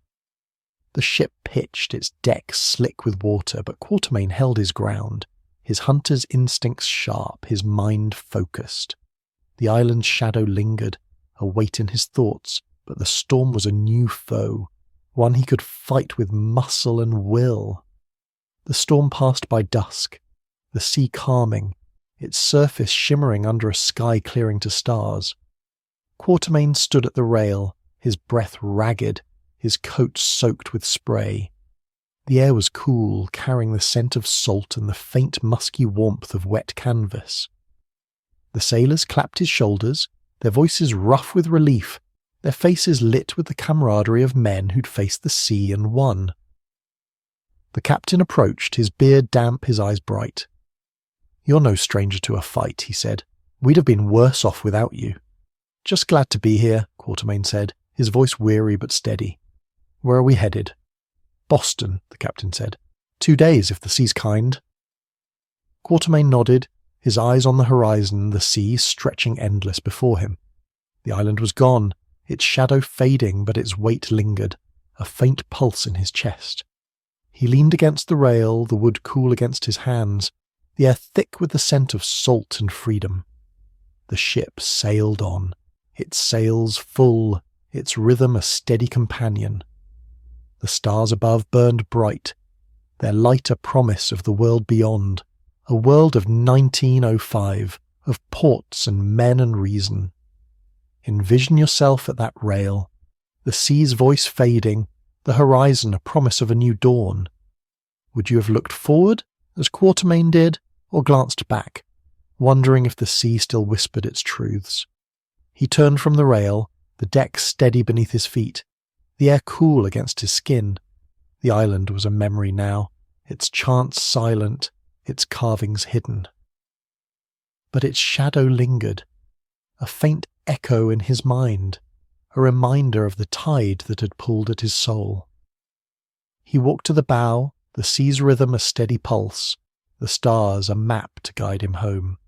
The merchant ship sliced through the Atlantic, its hull creaking under the weight of a sea that stretched boundless beneath a dawn heavy with mist. The air was sharp with the briny tang of salt and the faint musky scent of damp canvas, the sails snapping in a breeze that carried the promise of land. It was 1905, an era of bustling ports and telegraph wires, but here, On the open water, the world felt vast and untamed, the sea a canvas for stories whispered by the wind. Quartermain stood at the ship's bow, his hands gripping the rail, the wood worn smooth by years of salt and storm. His coat, still stiff with the island's residue, hung heavy on his shoulders, and his revolver rested at his hip, its grip a quiet anchor. The chants, Ya, Ya, Cthulhu Fadang, echoed faintly in his mind, their rhythm blending with the sea's pulse, a shadow of the island's weight that refused to fade. He was a man of action, a hunter who'd faced beasts and men, but the island's mystery lingered, a tide that pulled at his thoughts, stirred by the memory of carvings that pulsed, and a shape that swallowed the stars. He turned from the rail, the deck swaying gently beneath his boots, the air cool against his face. The sailors moved with the ease of men bound to the sea, their voices rough with tales of ports and storms, their hands deft with ropes and sails. The scent of tar and tobacco hung heavy, mingled with the faint warmth of coffee brewing in the galley. Quartermain adjusted his hat, its brim frayed but defiant, and muttered, "You're nearly home, Allan." Let the island sink into the waves. Envision yourself at that bow, the sea's breath cool against your skin, the horizon a faint promise of land. Would you have stood firm as Quartermain did, or gazed back, wondering if the sea still held its secrets? The ship sailed on, the mist thinning as the sun climbed, its light casting a pale glow over the waves. Quartermain joined the sailors at their work, hauling ropes, his hands raw but steady, the rhythm grounding him.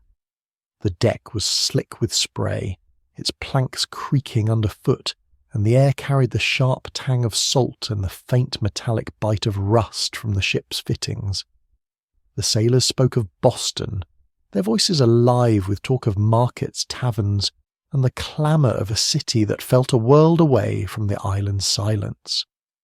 Quartermain listened, his mind drifting to the life he'd left, the wild places of Africa, the smoky pubs of London. Yet the island's shadow clung, a faint pulse in his chest. He paused at midday, leaning against a crate, the air thick with the scent of salt and the faint earthy musk of wet wood. The sea was calm, its surface shimmering like polished glass, reflecting a sky streaked with clouds. He ate a biscuit, its taste dry and gritty, washed down with a sip of brackish water from a canteen. The sailors' voices rose and fell, their tales of storms and strange seas weaving through his thoughts. One spoke of a ship lost to a sudden squall, another of lights beneath the waves, their words stirring memories of the island's chants, its carvings, its sky that shimmered with something vast.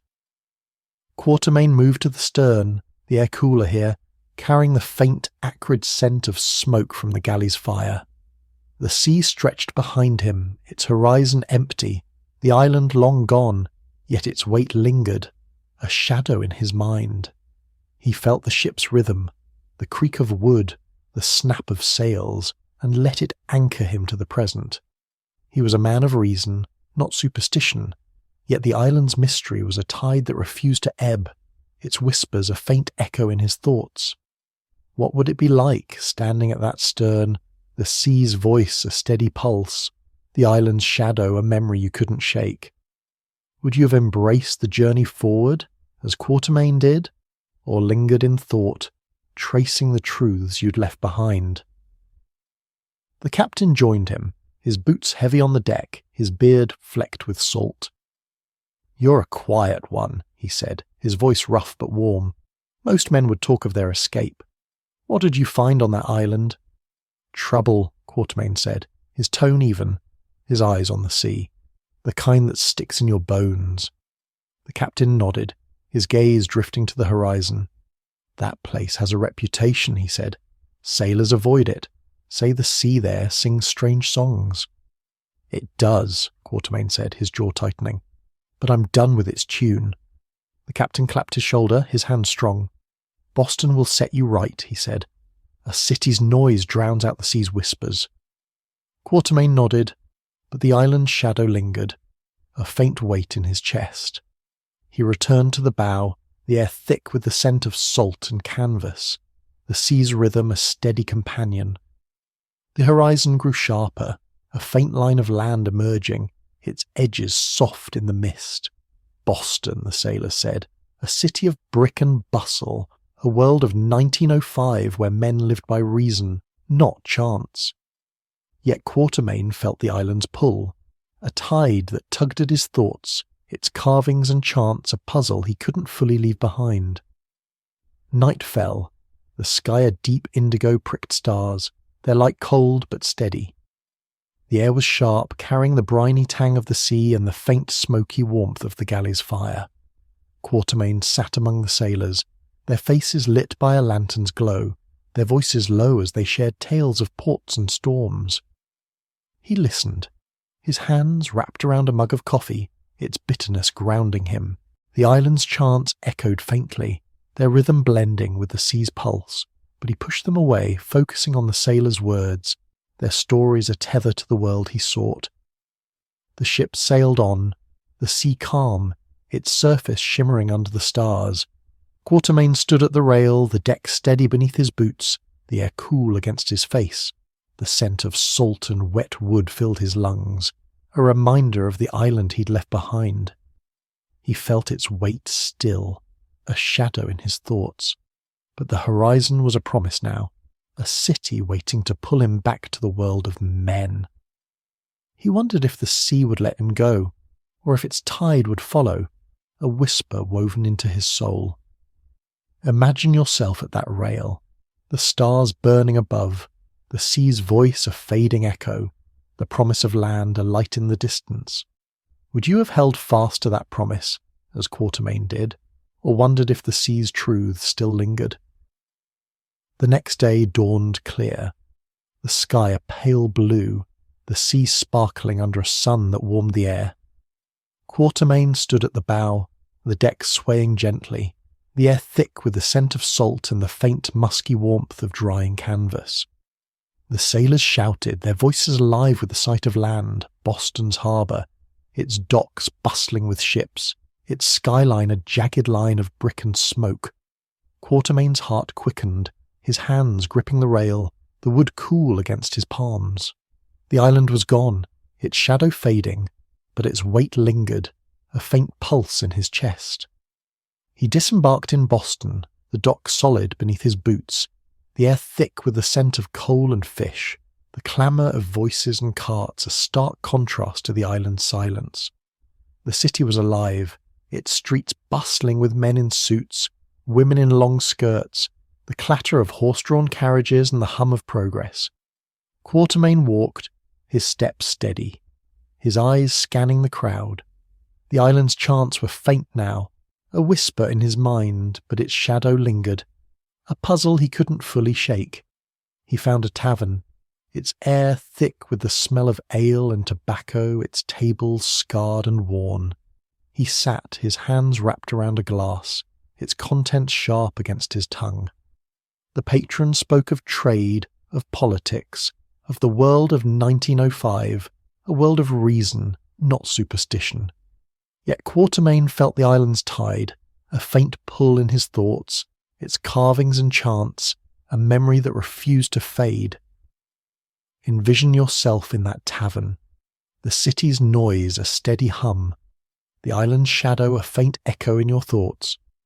Would you have embraced the city's clamour as Quartermain did, or paused, wondering what truths the sea still held?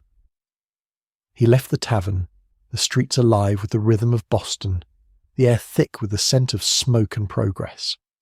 The island was a memory now, its chants silent, its carvings hidden. Quartermain walked on, his boots steady on the cobblestones, his eyes fixed on the city's skyline. The sea's shadow lingered, a faint weight in his heart, but the world of men called its noise a promise of a new beginning. Boston's harbour pulsed with life, its docks a tangle of ropes and barrels under a sky dappled with smoke and morning light. The air was thick with the scent of coal dust and fresh fish, mingling with the sharp clatter of carts and the shouts of dock workers unloading crates. It was 1905, a time of bustling ports and the hum of progress, where the city's rhythm drowned out the sea's murmur, yet carried its own weight of ambition and struggle. Allan Quartermain stood on the cobblestone street, his boots scuffing against the uneven stones, his coat still carrying the faint salt of the island's tides. His revolver hung at his hip, its grip worn but steady, and his satchel, nearly empty, held only a knife and a crumpled letter from a past life.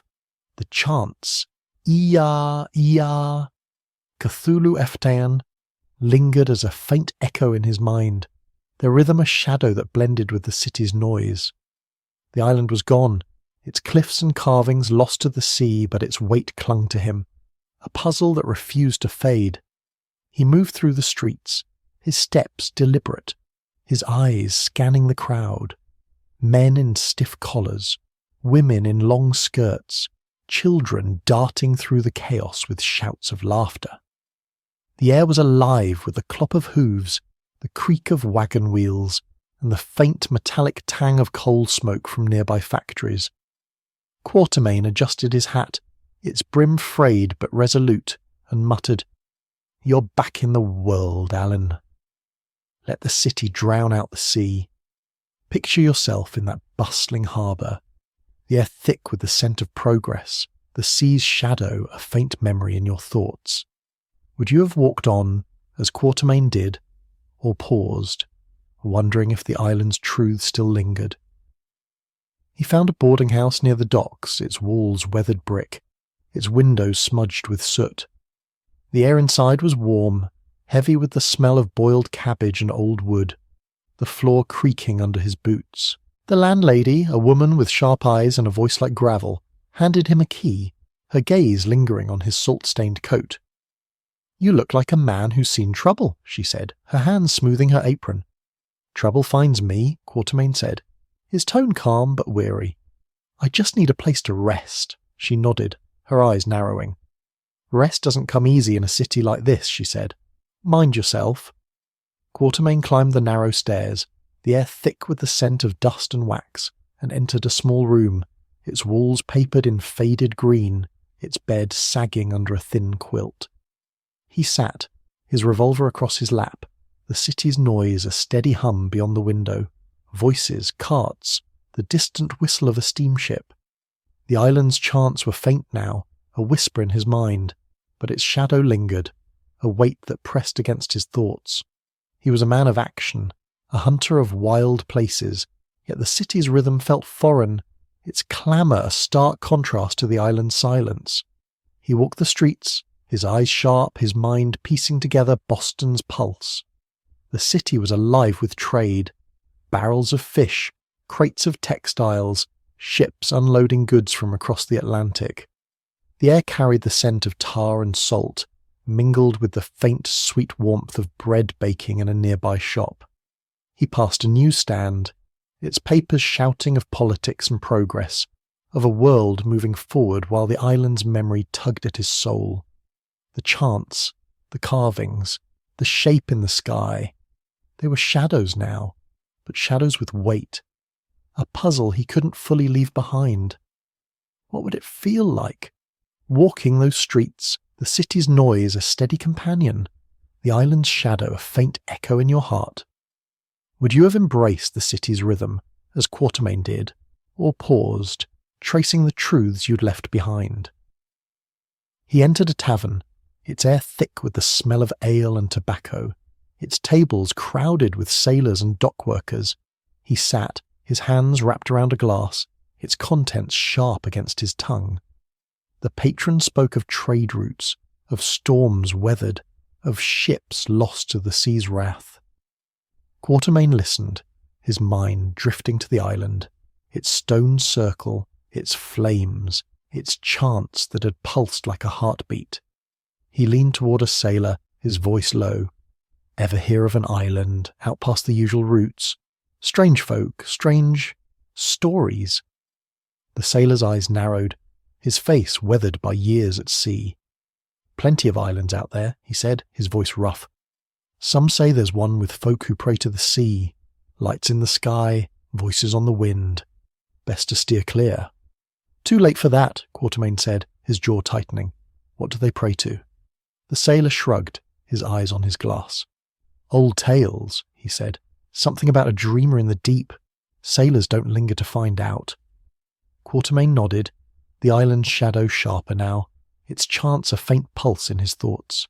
He left the tavern, the streets alive with the clamour of Boston, the air thick with the scent of smoke and progress. He walked, his boots steady on the cobblestones, his eyes scanning the crowd. The city was a world of reason, of men who lived by trade and ambition, yet the island's mystery lingered, a tide that refused to ebb. The next day, he found work at the docks, hauling crates, his hands raw but steady. The air was thick with the scent of fish and coal, the shouts of dock workers blending with the creak of ships and the clatter of carts. He worked, his muscles aching, his mind focused, the city's rhythm grounding him. Yet the island's shadow clung, a faint weight in his chest, its carvings and chants a memory that refused to fade. He paused at dusk, leaning against a crate, the air cool against his face, the scent of salt and tar sharp in his lungs. A dock worker approached, his face lined with years of labour, his voice rough. "You're new," he said. "Got to look like you've seen things. Where are you from?" "Far off," Quartermain said, his tone even. "Washed up from a wreck, trying to start fresh." The dock worker nodded, his eyes sharp but kind. "City'll do that," he said, "but it doesn't erase the past." Quartermain worked on, the city's noise a steady companion, the island's shadow a faint echo in his thoughts. He found a rhythm in the labour, hauling, stacking, moving with the dock's pulse. The air carried the scent of salt and sweat, the faint metallic tang of rust from the cranes. Boston was alive, its streets bustling with the energy of 1905, a world of progress and reason. Yet the island's tide lingered, a whisper in his mind. Picture yourself on that dock, the city's clamour, a steady pulse, the sea's shadow, a memory you couldn't shake. Would you have leaned into the work as Quartermain did, or paused, wondering if the island's truth still called? Night fell, the sky a deep blue pricked with stars, the air cool and thick with the scent of coal and fish. Quartermain returned to the boarding house, the stairs creaking under his boots, the air heavy with the smell of dust and wax. He sat in his room, the city's noise a faint hum beyond the window, his revolver across his lap. The island was gone, its chants silent, its carvings hidden, but its weight lingered, a shadow in his thoughts. He rose, his hands steady, and looked out at the city's lights, their glow a promise of a world reclaimed. He walked to the window, the glass cool against his fingers, the air thick with the scent of smoke and progress. Boston stretched before him, its skyline a jagged line of brick and ambition, its rhythm a stark contrast to the island's silence. The sea's shadow lingered, a faint pulse in his heart, but the city called its noise a tether to a new beginning. Boston's streets pulsed with the rhythm of a city in motion, their cobblestones gleaming under the morning's pale light, worn smooth by the tread of boots and wheels. The air was thick with the scent of coal smoke and roasted chestnuts, mingled with the sharp, briny tang of the harbour's breath carried on a chilly breeze. It was 1905, an era of clattering machinery and bustling trade, where gaslights cast a warm glow over brick facades, and the clamour of progress drowned out the whispers of distant seas. Quartermain stood on a narrow sidewalk, his hands deep in the pockets of his weathered coat, its fabric still faintly crusted with the island's salt. His revolver, now tucked safely in his satchel, rested alongside a knife and a worn notebook, relics of a life shaped by wild places. The chants, Ia, Ia, Cthulhuftagn, were a fading whisper, their rhythm softened by the city's noise, yet the island shadow lingered, its carvings and star-swallowing shape a weight he carried in his chest. He was a hunter, a man forged in the crucible of deserts and jungles. But Boston's rhythm was a new challenge, its clamour a shield against the tide's pull. He moved through the streets, his boots steady on the uneven stones, his eyes tracing the flow of the crowd, merchants in stiff collars, dock workers with calloused hands, children darting through the chaos with shouts of laughter. The air hummed with the clop of hooves, the creak of wagon wheels, and the faint metallic tang of coal smoke from factories on the city's edge. Quartermain adjusted his hat, its brim frayed but resolute, and muttered, "You're back, Allan. Let the city bury the sea's secrets. Picture yourself in that bustling street, the air alive with the scent of progress, the echo of a distant tide faint in your thoughts. Would you have pressed forward, as Quartermain did, or lingered, wondering if the sea's truth still called?" He found a warehouse job near the docks, stacking crates of spices and textiles, their scents, cloves, cotton and dust, filling the air with a warmth that grounded him. The warehouse was a cavern of wood and iron, its beams groaning under the weight of goods, its floor dusted with sawdust that clung to his boots. The foreman, a wiry man with a voice like gravel and eyes sharp with years of trade, watched him work, nodding at his steady hands. "You've got a hunter's grit," he said, his tone gruff but approving. "Where'd you learn to move like that?" "Places far from here," Quartermain said, his voice even, his hands steady on a crate. "Places best left behind." The foreman grunted, his eyes narrowing. "Boston's good for that," he said. "Work and noise drown out the past." Quartermain laboured, his muscles aching, the city's rhythm a steady pulse. The air was thick with the scent of spices and sweat, the clatter of crates and the shouts of workers blending into a hum that softened the island's whispers. Yet the shadow lingered, a faint weight in his chest, its carvings and chants a memory that refused to fade. He paused at midday, leaning against a crate, the air cool against his face, the scent of sawdust sharp in his lungs. The dockworkers moved around him, their voices rough with tales of ships and storms, their hands deft with ropes and barrels. He walked the city at dusk, the streets glowing under gaslights, their flames flickering in the evening haze. The air carried the scent of smoke and roasted peanuts, the voices of vendors and passers-by weaving through the clatter of carriages.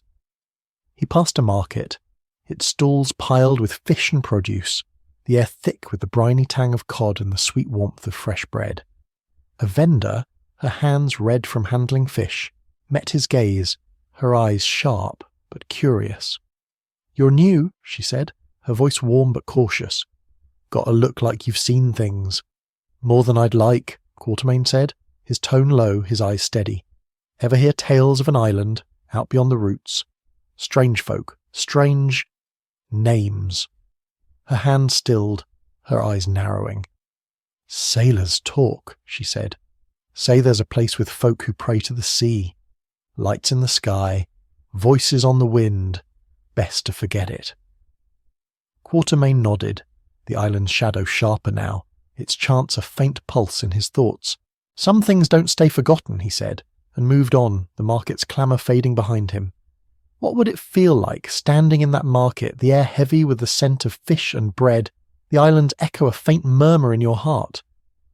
Would you have sought more answers, as Quartermain did, or let the city's noise bury them? He entered a tavern, its air thick with the smell of ale and tobacco, its tables crowded with dock workers and sailors. He sat, his hands wrapped around a glass, its contents sharp against his tongue. The patron spoke of trade routes, of storms weathered, of ships lost to the sea's wrath. Quartermain listened, his mind drifting to the island, its stone circle, its flames, its chants that had pulsed like a heartbeat. He leaned toward a sailor, his face weathered by years at sea, his voice rough with the cadence of the waves. "Ever sail past a small island, out beyond the usual paths?" Quartermain asked, his tone even. "Strange rites, strange names?" The sailor's eyes narrowed, his hands pausing on his glass. "Heard of it," he said.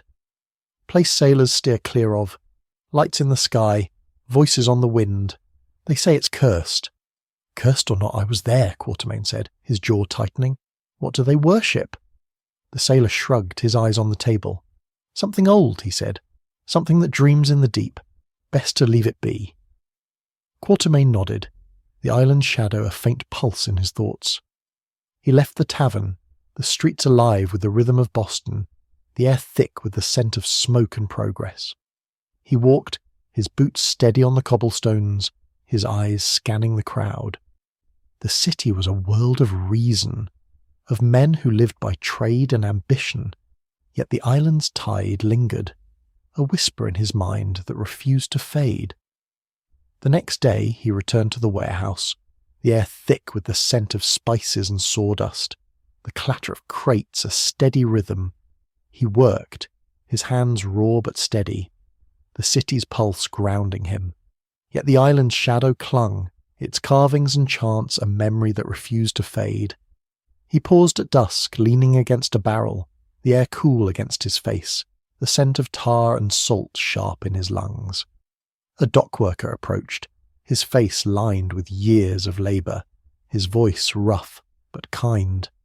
"You're a quiet one," he said. "Gotta look like you're carrying something heavy. What's your story?" "Shipwreck," Quartermain said, his tone even. "Washed up on an island, trying to start fresh." The dockworker nodded, his eyes sharp but warm. "City's good for starting over," he said, "but some things stick." Quartermain worked on, the city's rhythm a steady companion, the island's shadow a faint echo in his thoughts. He found a small park, its grass sparse, its benches weathered by the harbour's breath. He sat, the air cool against his face, the scent of damp earth and fallen leaves sharp in his lungs. He pulled the notebook from his satchel, its pages yellowed, and began to write. A record of the island, its chants, its carvings, its shape in the sky. The words flowed, his hand steady, the act anchoring him, a way to cage the tide's pull. Picture yourself on that bench, the city's noise softening, the air heavy with the scent of earth and memory. Would you have written those truths as Quartermain did, or let them fade, trusting the city to bury them? He walked the streets at night, the gaslights casting long shadows, the air thick with the scent of smoke and progress. Boston was alive, its skyline a jagged line of brick and ambition, its rhythm a stark contrast to the island's silence. He passed a library, its doors heavy with carved oak, its windows glowing with the light of oil lamps. He entered, the air thick with the smell of leather and old paper, and found a book on maritime law, its pages filled with tales of the sea, lights beneath the waves, voices on the wind, names whispered in fear. He read, his hands steady, the island's shadow a faint pulse in his thoughts. The days passed, the warehouse's rhythm a steady pulse, the city's clamour a shield against the island's whispers. Quartermain worked, walked, wrote, the act of living grounding him, the island's shadow fading with each step. He stood at the harbour one last time, the sea's surface calm under a sky streaked with clouds, its rhythm a fading echo. The island was a memory now, its chants silent, its carvings hidden. He turned from the water, his boots steady on the cobblestones, his eyes fixed on the city's heart. Boston stretched before him, its noise a promise of a life reclaimed, its rhythm a tether to a world of reason and men. The sea's shadow lingered, a faint whisper in his soul, but Quartermain walked on, his steps sure, the island's tide finally stilled. That's our tale for tonight, dear listener. Are you drifting off in the quiet corners of Oslo, the golden glow of Cairo, or the misty dawn of San Francisco? Let me know your thoughts and where you're listening from. It warms my heart to see how far these stories wander. If this story spoke to you, like and subscribe. Keep your lanterns glowing, and until we meet again, rest well and dream deeply.